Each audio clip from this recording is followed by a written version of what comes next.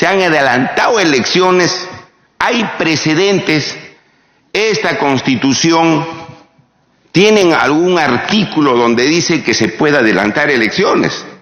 Claro, ya sucedió en el Perú un adelanto de elecciones el año 2000, cuando el señor Fujimori se escapó al Japón, no renunció, se le declaró la vacancia por incapacidad moral. ¿Y qué hizo este Parlamento?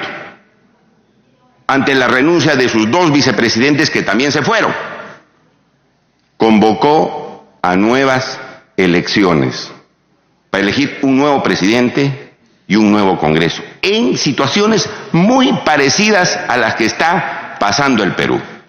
¿Y quién presentó el proyecto de ley?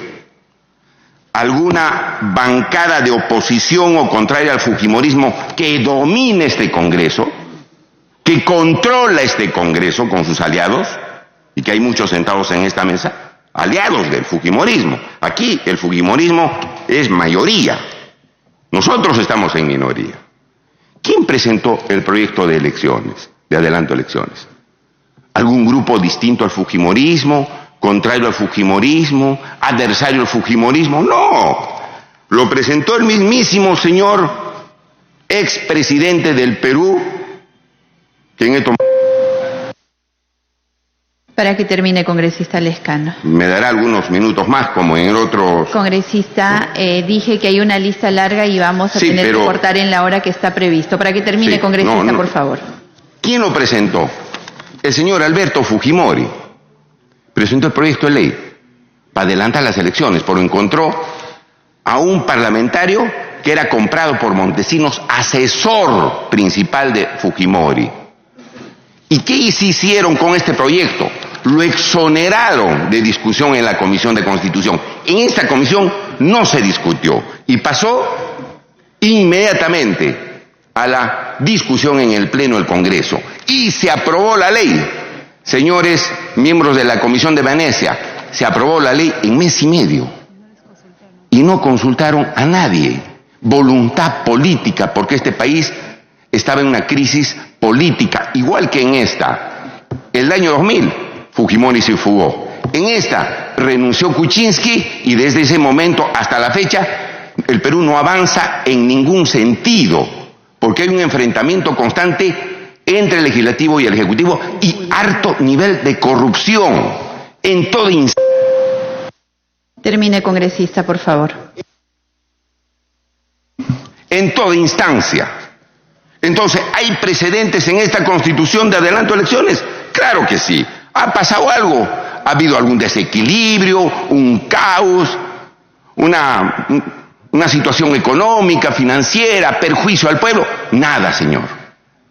Se democratizó el Perú. Hubieron instituciones sólidas. Después vino, obviamente, situaciones de corrupción de los expresidentes, pero hubo una situación donde se puso orden en las instituciones. Ese es el panorama en el Perú. Entonces yo digo, ¿qué estamos consultando si en el Perú ya hubo adelanto de elecciones democráticas? ¿Cuál es el problema? ¿Cuál es el caos?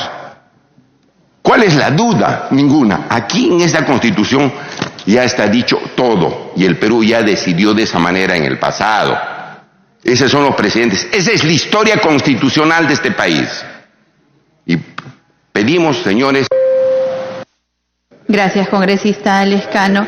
Congresista, 30 segundos, porque si no, no va a haber tiempo para que los demás señores congresistas puedan expresarse. Por favor, termine.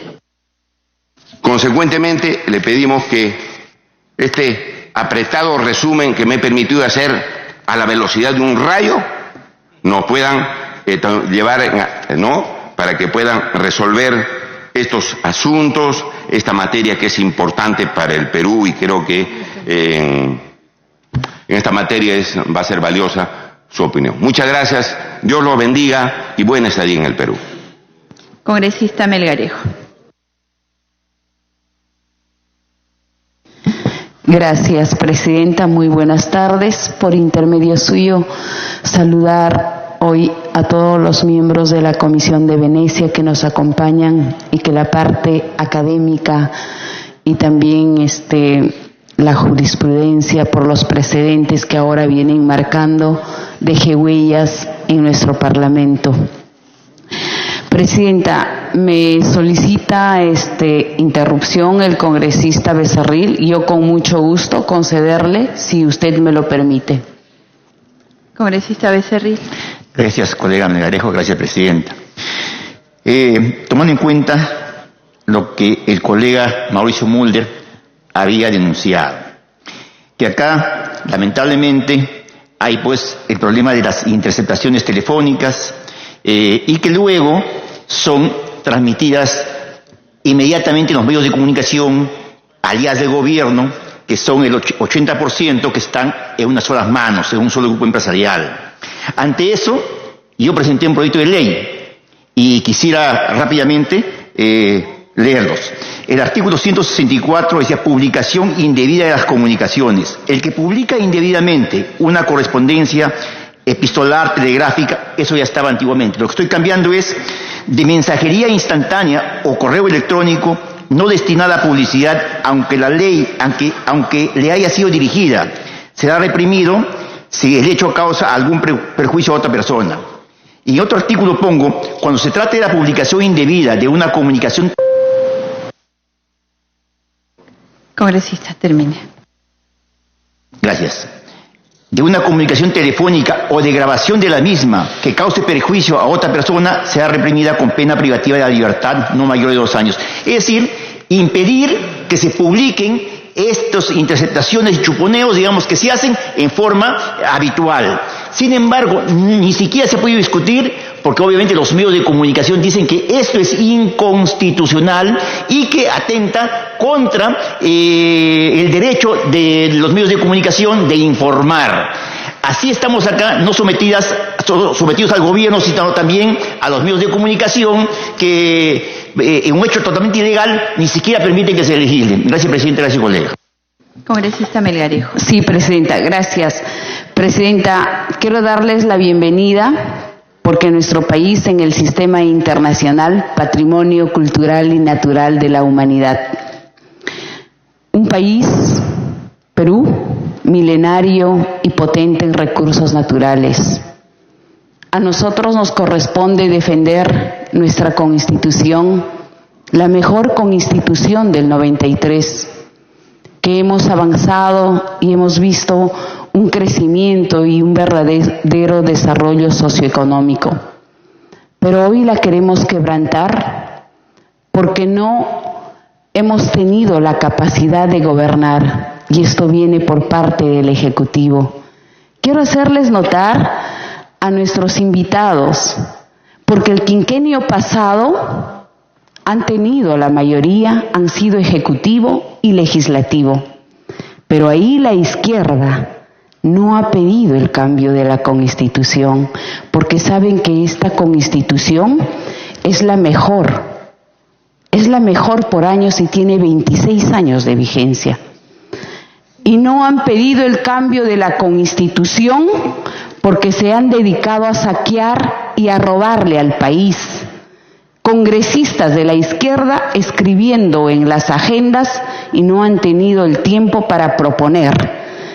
La hoy presa, confesa, la señora Susana Villarán de la izquierda, quien levantaba y enarbolaba la bandera de la igualdad y la pobreza, sometida por actos de corrupción, y algunos gozan de impunidad.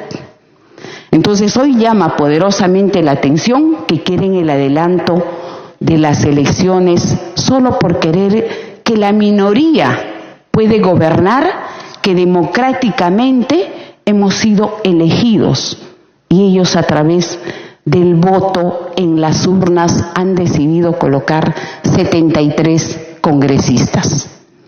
Dicho eso, quiero manifestar que la opinión que ustedes puedan emitir va a ser muy importante para marcar como precedente y parte de la doctrina, porque a nosotros nos corresponde defender la democracia, defender el Estado de Derecho. Eso corresponde a este Parlamento. No hemos sido obstruccionistas para nada. hemos sido todo lo contrario, propositivos. Hemos aprobado proyectos de ley para poner en autos, gracias a esta mayoría y autora de la ley marco del cambio climático, se ha dado en este Parlamento. Hemos hecho cambios trascendentales. Y entonces, ¿por qué ahora se quiere adelantar las elecciones cuando hay muchas necesidades? Yo vengo de los Andes, donde la extrema pobreza, señores, no tenemos colegios, no tenemos agua potable. Y 700 millones se pretende gastar, porque sí, estos 3 últimos quinquenios, señores, se han dedicado a saquearle al país. Se llama robo, corrupción, y a través de las adendas. Ahí no han fiscalizado nada, ahí no han dicho hay que cambiarla con institución. Y ahora una de las funciones poderosas que corresponde como congresistas, cuando se ha desmantelado los presuntos actos de corrupción, adelantemos las elecciones. Ahí ha radicado y ahí viene el adelanto de las elecciones. No porque no nos toleramos, es totalmente falso. Les hemos dado todas las reformas que nos han pedido, les hemos aprobado el presupuesto, no hemos objetado nada. Solo lo que hemos cumplido, una de nuestras funciones, es fiscalizar qué les ha parecido incómodo. Si este Congreso no hubiese desmantelado esos presuntos actos de corrupción, congresista, un minuto adicional. No nos estarían pidiendo adelanto de elecciones. Yo quiero terminar diciendo que a este Congreso corresponde defender el Estado de Derecho. Hemos crecido en democracia, lo que hay crisis es de capital humano, de saber gobernar y de hacer una distribución justa, equitativa y sobre todo solidaria con el presupuesto, porque somos un país potente, milenario, con tanta riqueza natural.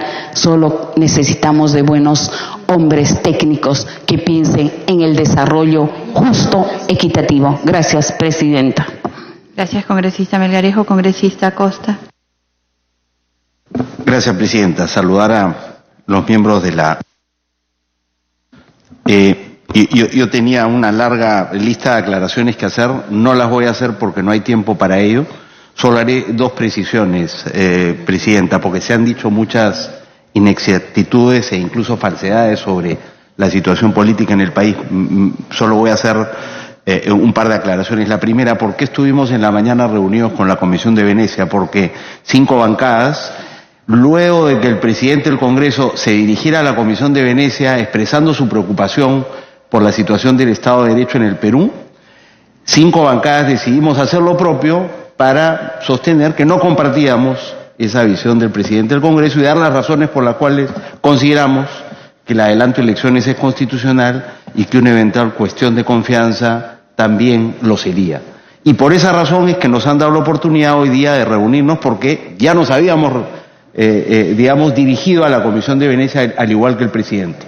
Quien lo ha hecho es el propio presidente del Congreso, que ha organizado la agenda. Le agradecemos a él por habernos dado esta oportunidad. Esa es la razón. No porque seamos bancadas oficialistas y porque los oficialistas tengan algún favor especial en este Congreso. En segundo lugar, se ha dicho acá que hay persecución política en el Perú. Y yo quiero desvirtuarlo porque se viene diciendo hace mucho tiempo. Dicho sea de paso, lo dicen todos los investigados e investigadas, de todo signo político, de derecha, de centro, de izquierda, del gobierno nacional, de los gobiernos municipales o de los gobiernos regionales, investigados por estos casos. Incluso jueces y fiscales también investigados por la corrupción que hay en el sistema de justicia. Pero quiero referirme a 3 hechos que dan cuenta de cómo esto no es verdad. Y no me voy a referir a la opinión de los peruanos, sino a la opinión de la comunidad internacional, en 3 circunstancias diferentes. La justicia americana. El expresidente de la República, Toledo, su línea de defensa fue que era un perseguido político. Hoy día está sometido a la justicia americana, privado de su libertad y en proceso de ser extraditado. Y por supuesto la justicia americana ya descartó, al ver las evidencias que ha presentado la justicia peruana, descartó que se trate de un hecho de persecución política. Lo mismo ha ocurrido en España con el señor César Inostroza, magistrado de la Corte Suprema de Justicia. Se fugó a España, pidió asilo, se le rechazó el asilo, fue sometido a la justicia, privado de su libertad, hoy día está en libertad, pero hoy día nos acabamos de enterar que la Corte Suprema de Justicia española ha decretado que será extraditado al Perú y falta la decisión del gobierno español, que estoy seguro que confirmará esa decisión de la justicia, que ha descartado, al ver la evidencia, cualquier posibilidad de persecución política. Y por último, el gobierno de Uruguay desestimó el pedido de asilo de un expresidente de la República también investigado por hechos de corrupción, que sostuvo que era, digamos, víctima de persecución política, y después de evaluar la situación concluyó de que no había persecución política en el Perú, que impere el Estado de Derecho, que hay separación de poderes y que por tanto no procedía el pedido de asilo político. Creo que son tres ejemplos claros de cómo somos percibidos en el extranjero y cómo, a la luz de la evidencia que existe para la investigación que se lleva a cabo en el marco de estos procesos, no estamos ante la persecución política, sino ante la acción de la justicia. Me pide una interrupción el congresista Violeta. Y el congresista Mulder me pide la segunda interrupción, presidente. Congresista Violeta. Gracias, presidente. Gracias, congresista Costa. Yo solamente quiero hacer una precisión. Creo que los comentarios del congresista Costa pueden ser, tener fundamento. Sin embargo, creo que hay que poner el foco sobre el tema del debate. Y el tema del debate no es si hay persecución política o no. Lo digo porque creo que se han vertido argumentos en ambos sentidos. El tema del debate es si es que el Poder Ejecutivo puede conminar a un Parlamento de la República obligándolo a sacar adelante una reforma constitucional contra la voluntad del propio Parlamento, en el caso el Parlamento quiera votar de manera distinta a la propuesta del Poder Ejecutivo. Entonces, es fundamental tener el centro del debate para poder tener un pronunciamiento adecuado. Gracias, congresista. Gracias, congresista Violeta. Antes de darle la interrupción al congresista Mulder, yo les voy a pedir a todos los congresistas que quedan para hacer uso de la palabra que reconduzcan su participación al tema materia de consulta. Si no, estamos perdiendo minutos valiosos que deben alimentar a quienes nos escuchan para poder reunir información sobre el contexto y poder emitir, por lo tanto, una opinión que nos sirva para el contexto que estamos analizando. Congresista Mulder. Presidenta, solamente declarar mi sorpresa de que el congresista Gino Costa, siendo abogado, venga con un argumento como el que no todos dicen lo mismo. O sea, con ese criterio, entonces, ¿para qué se va a analizar cada caso? Si todos dicen lo mismo, todo el que comete un delito dice que no lo ha cometido, entonces para el congresista Costa ese es el argumento para que se diga que sí, todos son culpables. Eso pues es muy infantil y la verdad es que da vergüenza ajena. Entonces, con ese criterio, todos los venezolanos son delincuentes, con ese criterio todos los congresistas son choros, o sea, por favor, pues, o sea, argumentos casuísticos, no argumentos de la calle. Congresista Costa. Presidenta, sobre el fondo del asunto, en la mañana tuvimos la oportunidad de dar nuestras razones y creo que los voy a eximir de volver a escucharla. Le agradezco por la oportunidad de hacer estas precisiones. Gracias. Gracias, congresista Costa. Congresista Ceballos, el congresista Mulder pide un minuto, si usted lo permite. Bueno, sería por excepción porque justamente discúlpeme, congresista Mulder, había dicho al congresista Lescano y al congresista Arana que les daba las interrupciones. Si usted lo permite, por supuesto, al congresista Mulder. Un minuto para cada uno. Congresista Lescano. No, congresista Mulder. Por el congresista Costa. Congresista Mulder. Lo que acaba de decir el congresista Costa, en el sentido de que ellos ya dieron su punto de vista ante los miembros de la comisión y que ya se iba a eximir de hacerlo, es justamente lo que sustentaba mi intervención inicial, que, o sea, hay bancadas que se han tenido la oportunidad de hablar directamente con ellos sin que nadie los refute, y en cambio hay otras bancadas que tenemos que hablar para que ellos nos puedan refutar. Entonces no ha habido aquí equiparidad de tratamiento a las bancadas políticas que estamos frente a los ilustres representantes. Por eso fue mi objeción y él me la acaba de confirmar. Gracias. Gracias, congresista Mulder. Sí, volviendo al tema congresista de la sesión, yo quisiera que la distinguida comisión pueda percatarse de la disposición transitoria especial de la Constitución del Estado del Perú. Primera disposición: el presidente y los vicepresidentes de la República elegidos en las elecciones generales del 2000 concluirán su mandato el 28 de julio de 2001. Ese gobierno duró 1 año por la crisis. Ahora está durando 4 años y queremos adelantar las elecciones en esa situación. Y además, dice, los congresistas elegidos en el mismo proceso electoral culminarán su representación el 26 de julio del 2001. Ahí está una disposición transitoria de la Constitución. Y hay otras. En el reglamento se modificó la duración de las legislaturas y ahí están los precedentes que hay en el Perú sobre esta materia. Gracias, congresista Ceballos. Congresista Arana. Gracias, congresista Ceballos, presidenta. La crisis política que nos está llevando a este debate, que es de carácter jurídico, constitucional, pero evidentemente político, tiene que ver con un rechazo ciudadano mayoritario a lo que está ocurriendo en el Congreso de la República y esta situación de tensión con el Ejecutivo. Se ha hecho mal uso de la inmunidad parlamentaria. Se ha obstruido la justicia cuando se ha buscado que el Congreso pueda acusar constitucionalmente a fiscales, a jueces comprometidos en casos de corrupción. Y se ha encubierto a fiscales, jueces comprometidos en temas de corrupción y hasta en venta de sentencias judiciales de menores de edad.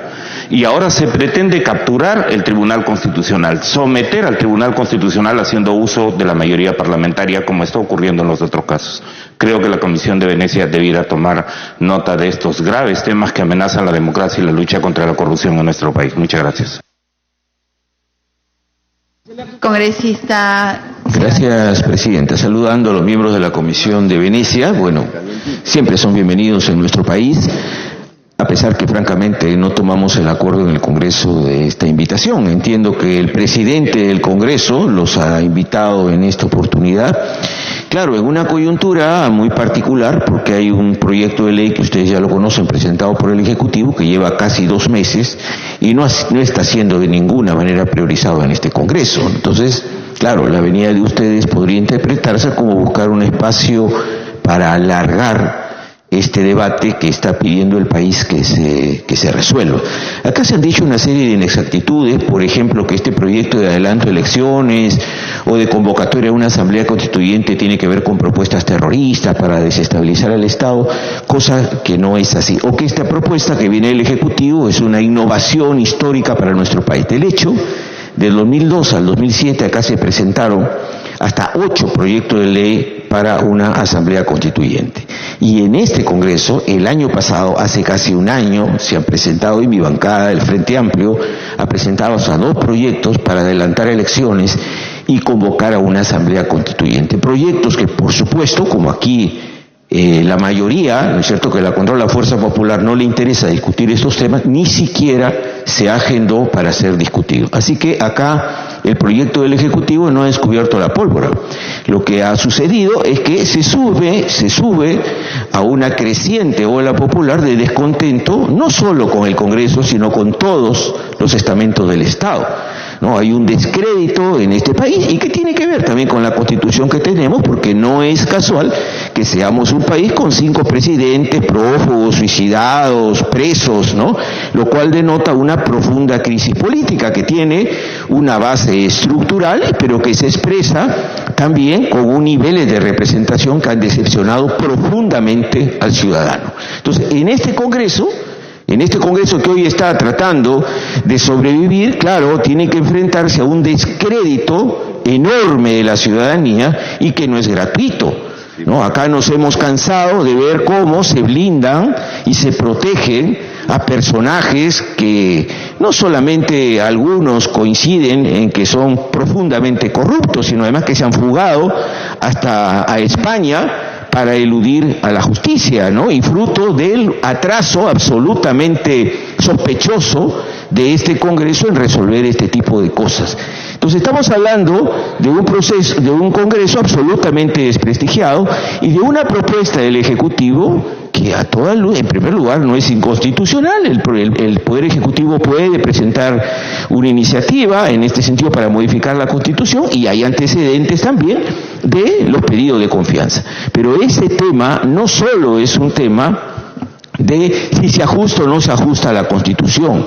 Nosotros entendemos que el poder también tiene mucho que ver con mantener los niveles de legitimidad y de autoridad moral frente a nuestro pueblo. Y nuestro pueblo está harto de ver cotidianamente cómo tenemos un Congreso absolutamente de espaldas a la lucha contra la corrupción y a buscar verdaderos niveles de vida aceptables para nuestra población.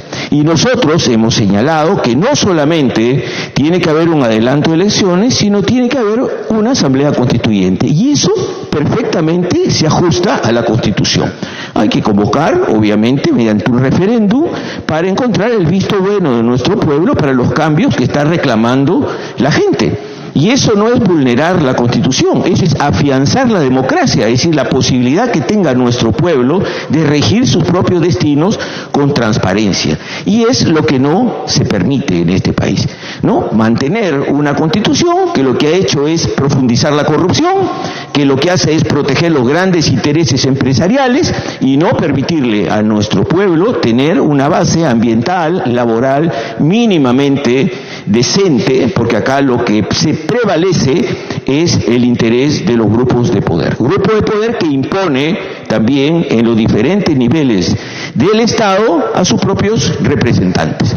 Entonces estamos viviendo la crisis, una crisis estructural que se refleja en un Congreso deslegitimado, con muchos rasgos de corrupción, y que esto se refleja en el Ministerio Público, en el Poder Judicial y también en el Ejecutivo. Y entonces estamos transcurriendo esta crisis que necesita, por supuesto, medidas de reforma del Estado que pasan por un cambio de la Constitución. Y acá lo que se está tratando de eludir es la posibilidad de que el pueblo decida. La posibilidad de... Gracias, congresista. Ha dado usted hasta 3 interrupciones, por lo tanto ya no hay minutos adicionales y tenemos que culminar con la sesión. Culmine, por favor, congresista. Ya. De lo que se trata acá es de querer bloquear la posibilidad de que el pueblo pueda elegir mejores representantes y en un marco mucho más correcto. De hecho, nosotros pensamos que el Ejecutivo, con el cual no hay mucha diferencia con la mayoría en el Congreso porque han coincidido largamente en las políticas económicas y en la debilidad para enfrentar la lucha contra la corrupción, nos parece que vamos camino acá a una coincidencia, ¿no? Pero que no va a salir de esto realmente el cambio que la gente quiere en nuestro país, que cuestiona al Estado, que cuestiona al Ejecutivo, al Legislativo y quiere cambios profundos en nuestra patria con una nueva Constitución. Gracias, Presidenta. Gracias, congresista. Congresista Salvador Heresi.